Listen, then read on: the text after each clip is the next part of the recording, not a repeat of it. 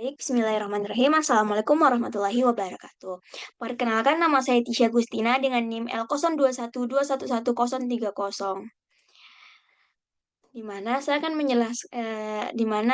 menjelaskan salah satu jurnal dari tugas ekotoksikologi perairan, yang di mana kami disuruh eh, mempresentasikan salah satu jurnal yang sudah dipilih pada tugas pertemuan ke-8. Untuk mempersingkat waktu, saya akan menjelaskannya. Judul jurnal yang saya pilih itu berjudul Efek Toksisitas Deterjen dan Pestisida Terhadap Pertumbuhan Ikan Nila atau Oreochromis niloticus, di mana penulisnya itu Sikra Rahmi. Latar belakangnya itu, di mana ikan nila itu merupakan komunitas potensial untuk dibudidayakan karena mampu beradaptasi pada kondisi lingkungan dengan kisaran salinitas luas atau yang biasa dikenal dengan euryhalin. Di mana kadar salinitas itu juga dapat membantu meningkatkan pertumbuhan ikan nila yang disebabkan terjadinya gangguan pada sistem reproduksi sehingga energi yang digunakan untuk pertumbuhan menjadi maksimal. Salah satu penyebab penurunan kualitas lingkungan itu adalah pencemaran air. Dan beberapa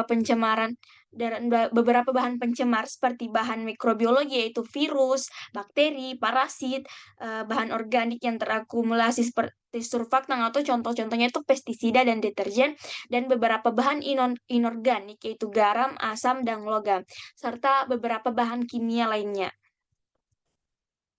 Untuk pada jurnal ini menggunakan metode penelitian di mana analisis datanya itu menggunakan ANOVA atau Analysis of Variance, yang jika terdapat perbedaan nyata, maka dilanjutkan dengan uji DNMRT atau Johnson New Multiple Range Test, di mana yang akan dianalisis itu adalah pertambahan panjang, pertambahan berat, kelangsungan hidup, penghitungan volume empedu, dan pengamatan kualitas air.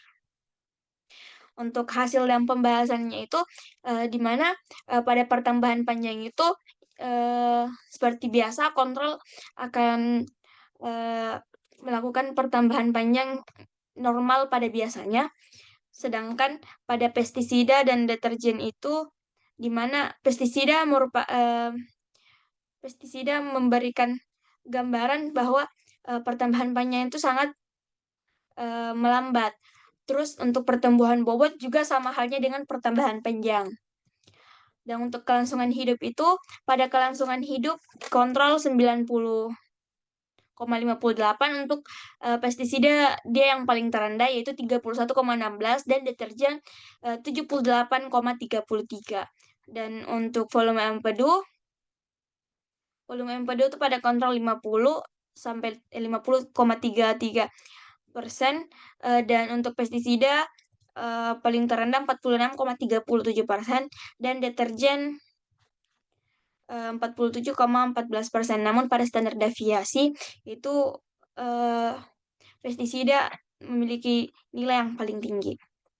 Kesimpulannya itu, bahan aktif yang terdapat di dalam pestisida dan deterjen ini memberi pengaruh berbeda nyata terhadap pertumbuhan berat ikan dan kelangsungan hidup ikan nila, namun tidak begitu berpengaruh terhadap pertumbuhan panjang. Hal ini terjadi karena pada bahan aktif limbah deterjen dan pestisida tersebut dapat mengubah bau, rasa, dan indera penciuman pada ikan sehingga nafsu